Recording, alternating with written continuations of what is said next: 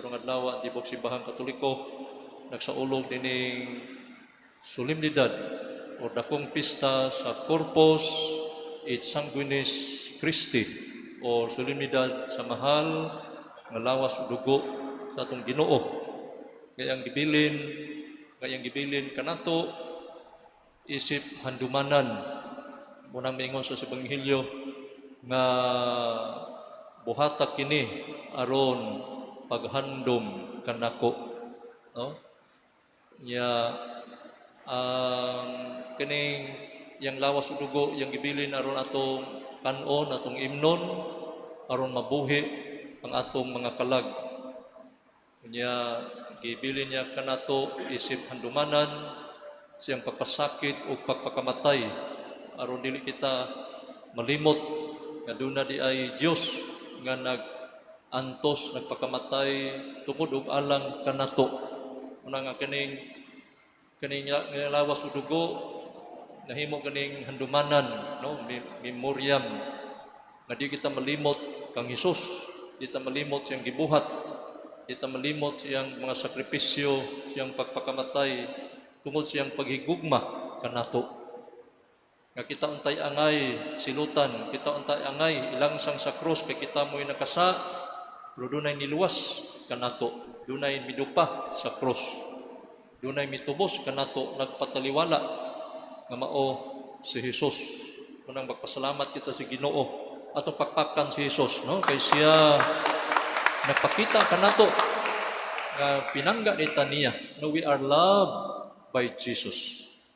Munang nagbilin siya nining handumanan yang lawas ug dugo aron maalimahan ang atong kalag, ang atong espirituhanon nga kinabuhi nagsugod diin kita sa bunyag o mutubo kinatong espirituhanon kinabuhi pinaagi sa pagkanunay nga pagkalawat sa lawas si Ginoo. O kini sang kini Corpus Christi, Corpus et Sanguinis Christi, gitawag sa siya sakripisyo, no? Kaya manggihalad ni Hesus ang iyang lawas ug dugo dito sa krus aron matubos ang katawhan. Ang kining sakripisyo niya mo kini sakripisyo nga nakawagtang sa mga sala sa kalibutan, no? Mato pa sa basahon sa Hebreo nga busa gisalikway sa Dios ang tanang karaang mga sakripisyo ug giilisan kini sa sakripisyo ni Kristo. Tungod kay gituman ni Hesukristo ang gibuhat sa Dios kaniya, nahinluan kitang tanan sa sala pinaagi sa paghalad sa iyang kaugalingong lawas sa makausalamang ug alang sa tanan. Nya mato pa dinhi sa basahon sa Hebreo chapter 10 verse 4, kay ang dugo sa mga turo nga baka ug mga kanding dili gayud makawagtang sa mga sala. Tungod niini sa dayon ng anhi ni Kristo sa kalibutan, miingon siya sa Dios, dili kabuot sa sakripisyo ug mga halad nga mananap, apan giandaman mo ako ug usa ka lawas. Wala ka mahimuot sa halad nga mga mananap nga gisunog dito sa halaran o sa mga sakripisyo sa pagwagtang sa mga sala. Unya miingon ako, ania ako o Dios aron pagtuman sa buot mong ipabuhat kanako. No, klaro kaayo nga mga sakripisyo sa karaang panahon giilisan sa sakripisyo ni Kristo nga mao gyoy nakapahimuot sa Dios. Ang sakripisyo ni Hesus dito sa cross, iyang pagpakamatay, paghalad sa lawas ug dugo dito sa cross, nakapawagtang, nakapapas, nakapasaylo sa tanantang mga sala. Muna kining misa gitawag kini siya the unbloody sacrifice of Christ. Kung ang sakripisyo ni Kristo dito sa cross sa Kalbaryo, no? Gitawag ko siya madugoon nga sakripisyo. Dinhi sa misa gitawag siya dili madugoon, no? The unbloody sacrifice of Christ. Kunya ang kaning misa gitawag usab og bangkite, diin ang mga tao nga nanambong gidapit sa pagkaon gyud sa lawas sa Ginoo. Kay giingon man gani nga dinhi sa misa ang pare mao'y kusinero, ang mga tao imbitado, ang atong Ginoo mo'y atong giandam aron abot pangalawat. Ingon sa pare nga ani ang kordero sa Dios nga nagawagtang sa masala sa kalibutan, bulahan kitang gidapit alang sa bangkite sa Ginoo. Muna mga lawat kita matag misa, no, matag misa mga lawat ta. Pero bato pa rin San Pablo siyang suwat ngadto sa taga Corinto, no, chapter 11 verse 27, nag-ingon gyud si San Pablo, busa ang mukaon sa pan sa Ginoo ug mainom siyang kupa sa paagi nga dili takos nakasala batok sa lawas o dugo sa Ginoo. Busa kinahanglan nga matag usa magsusi sa iyang kaugalingon ug unya mukaon sa pan ug mainom sa iyang kupa. Kay kung dili na ilhon ang kabililhon sa lawas ug dugo sa Ginoo, siyang pagkaon sa pan o pag-inom sa kupa, gisilutan niya ang iyang kaugalingon. Mo'y hinungdan nga daghan kaninyo nagmasakiton ug nagmaluyahon ug daghan ang nangamatay. Kay kung susihon una nato ang atong kaugalingon, dili kita silutan sa Dios. Nang ipahinumduman kita nga sa dili pa ta mokaon sa lawas sa Ginoo, hinig misa, sa di pa ta mokalawat, doon na kita pagsusi, pagpangumpisal, pagsusi sa atong kaugalingon, pagpangumpisal. Dili day mahimo nga sige tag pangalawat, sige pangalawat, sige sag pangawat, no? Kinahanglan dunay kumpisal sa di pa mangalawat, no? Kay mato pas Ginoo, ang mukaon sa akong unod ug moinom sa akong dugo may kinabuhing walay katapusan. No, mato pa dinhi sa Ebanghelyo ng San Juan chapter 6 verse 35, si Jesus mingon kanila, ako mao ang pan nga naghatag sa kinabuhi. Ang moari kanako di na gyud gutomon, ang mutuo kanako dili na gyud uhawon. Ang mukaon sa pan nga gikan sa langit dili mamatay. Ako maong pan nga gikan sa langit nga naghatag sa kinabuhi. Ang mukaon ining pan di gyud mamatay, ug ang pan nga akong ihatag mao ang akong unod aron mabuhi ang kalibutan. Ang mukaon sa kong unod ug mainom sa kong dugo may kinabuhing walay katapusan, ug banhawon ko siya sa katapusang adlaw. Kini sang misa nga gitawag kining sakripisyo, gitawag kining handumanan, memoriam, gitawag kining bangkite nga mga on yuta, gitawag sa siya og Eucharistia, pasalamat. Dinhi sa misa magpasalamat kita tungod sa dakong grasyang gihatag kanato sa Ginoo, labi ng gasa sa pasaylo kay pinaagis pagpakamatay ni Kristo na pasaylo itong mga sala. Salamat ta gitagan kita kinabuhing way katapusan.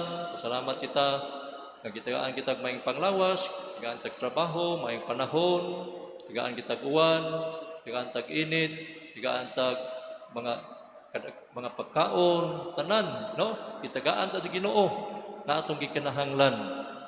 Manang itawag kani Eucharistia, thanksgiving, pasalamat sa Amahan nga iya kitang giluwas, no?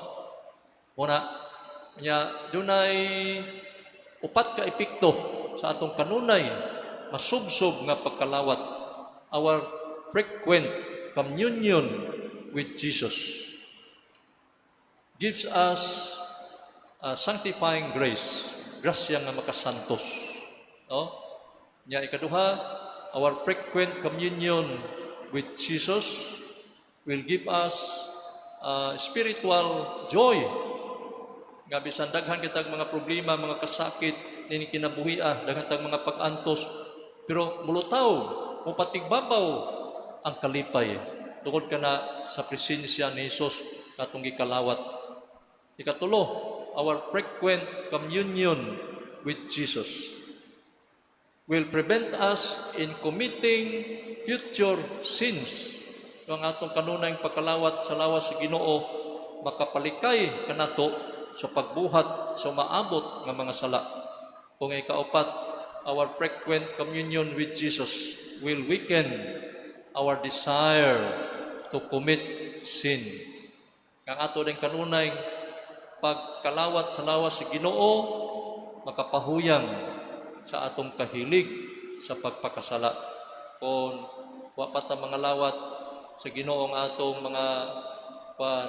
mga panglibak sa kalibo, kung sige na tagkalawat, mamaynusa na, mahimo ng 900, 800, 500, 400, 200, hangtod na hagtos, wa na. Tungod kay mo na epekto sa kanunay natong pagkalawat sa lawas sa Ginoo, no? Usa magpasalamat kita sa Ginoo, iya kining gibilin kanato ang iyang lawas o dugo aron paghatag nato o kalanon sa atong kalag for spiritual nourishment niya ato kaning simbahon, atong daygon, himayaon, atong pasalamatan ang Dios nining misa. Ang kining misa ra gitawag ni siya the highest form of prayer. Kaya ang the most perfect form of prayer mo man pag-ampo sa mahanamo. Pero kini pag-ampo sa santos nga misa mo ni siya ang the highest form of prayer. Kanya ang ato ganing simbahan, no? Mato pa, the Eucharist is the source and summit of the Christian life according to the Second Vatican Council, Lumen Gentium number 11. In the Eucharist, Jesus himself represents for our benefit his sacrifice on Calvary, gives himself to us in Holy Communion, and remains among us until the end of the age. And the Holy Eucharist is the greatest of the 7 sacraments. The Catholic Church teaches that in the Eucharist, our Lord Jesus Christ, true God and true man, is really, truly, and substantially present under the appearances of bread and wine. Our Lord is not merely symbolized by the bread and wine, nor is he present only through the faith of those present. Rather, the two materials, bread and wine, are completely changed into the body and blood of Jesus Christ. No, ang pan o bino mahimo kining lawas o dugo ni Kristo inig panahon sa konsagrasyon. Gitawag kani siya the transubstantiation. Dingos pare nig-ampos pare nga santos gid ikaw Ginoong tuburan sa tanang kasantos ipadalangin mga espiritu pag santos ni mga gasa aron mahimo kini alang kanamo nga lawas o dugo ni Kristo nga among Ginoo. No? Ang ordinaryo nga pan mahimong lawas ni Kristo. Ang ordinaryo nga bino mahimong dugo ni Kristo diha sa konsagrasyon.